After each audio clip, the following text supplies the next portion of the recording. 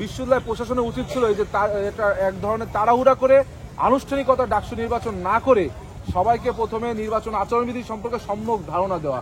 Level playing ফিল্ডের কিন্তু একটি শঙ্কা আমরা বারংবার প্রকাশ করছি এবং আমরা পূর্বেও ঢাকা বিশ্ববিদ্যালয়ের মাননীয় ভিসি এবং নির্বাচন কমিশনার বরাবর বারংবার বলছি যে এই যে নীল দলে যারা চরমপন্থী শিক্ষক যারা ফ্যাসিবাদের দোষর ছিল চরমপন্থীভাবে তাদের বিচারে আওতায় আনা হোক, কিন্তু আমরা দেখছি সেটার কোনো কিন্তু দৃশ্যমান কোনো পদক্ষেপ আমরা এখনো দেখছি না। এই যে বিশ্ববিদ্যালয় বলছে যে বিলবোর্ড থেকে শুরু করে বেশ কিছু নিয়ম ভাঙা হচ্ছে, অনেকে নাকি ইশতেহারও দিয়ে দিয়েছে, বিষয়টাকে আপনারা কিভাবে দেখছেন? আসলে বিশ্ববিদ্যালয় প্রশাসন দেখেন, আমরা যারা নির্বাচন করছি সেটা হোক ছাত্রদলের প্যানেল অথবা বহু প্যানেল, অনেকে স্বতন্ত্র প্রার্থী আছে, প্রত্যেকেই এই নির্বাচন কেন্দ্রিক রাজনীতিতে অত্যন্ত অনভিজ্ঞ।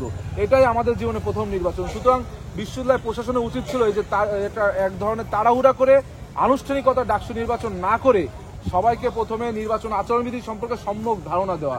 একটি সেশন তো তারা নিতেই পারতো যারা প্রার্থী রয়েছে, সেই ক্ষেত্রে তো প্রার্থীরা সহজেই কিন্তু আচরণবিধি ভাঙতে পারতো না।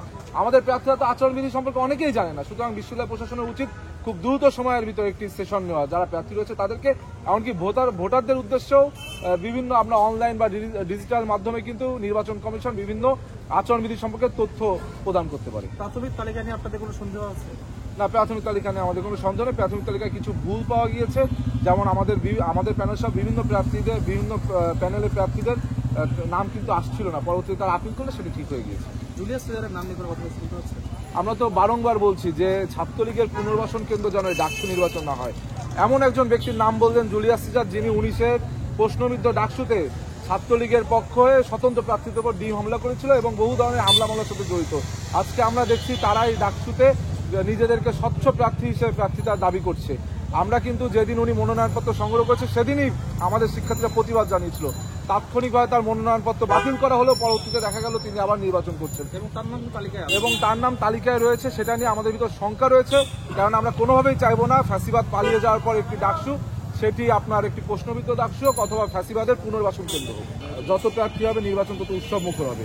আমরা একটি বিষয়ে দেখেছেন যে যত প্যানেলই হোক তার ভিতর সব থেকে ভিন্ন ধর্মী বৈচিত্র্যময় প্যানেল দিয়েছে বাংলাদেশ জাতীয়তাবাদী ছাত্রদল। যেই প্যানেলে আপনার একজন আদিবাসী থেকে শুরু করে ক্রীড়া ব্যক্তিত্ব থেকে শুরু করে সাংস্কৃতিক ব্যক্তিত্ব, এমনকি সনাতন ধর্মাবলম্বীর প্রতিনিধি থেকে শুরু করে নারী প্রার্থী সকলে কিন্তু আমাদের এখানে জায়গা করে নিয়েছে। তারা কিন্তু কোনো কোটার মাধ্যমে আসেনি, বরং পূর্বে ফ্যাসিবাদ আমলে তাদের বিভিন্ন রাজপথের অবস্থান জানান দিয়ে শিক্ষার্থীদের মন জয় করে কিন্তু তারা এখানে এসেছে।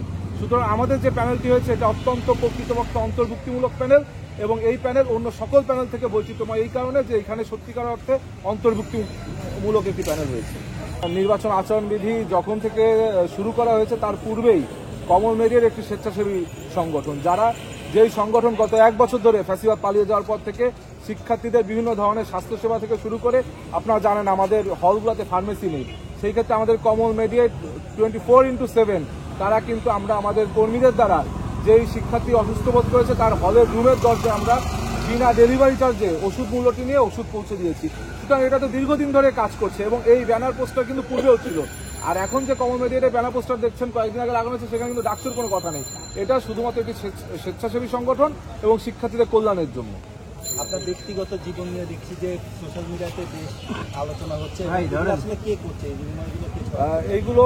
যাদের করার তারা করছে, আমি এগুলো নিয়ে কোনো ধরনের মন্তব্য করতে চাই না। আমরা শুধু বলতে চাই আমরা জাতীয়তাবাদী ছাত্রদল মনোনীত প্যানেল, আমরা আমাদের পজিটিভ ধারা রাজনীতি, সুস্থ ধারা রাজনীতি, গণতান্ত্রিক সৌন্দর্য অব্যাহত রাখার যে রাজনীতি, সেই রাজনীতি আমরা জারি রাখবো এবং শিক্ষার্থীরা 9 সেপ্টেম্বরের যে নির্বাচন, সেই নির্বাচনে তাদের ভোটের ব্যালটে ইনশাআল্লাহ আমাদের পক্ষে রায় দিবে এবং তাদের সমর্থন নিয়ে আমরা 90 সালেও ডাকসুতে নেতৃত্ব দিয়েছি।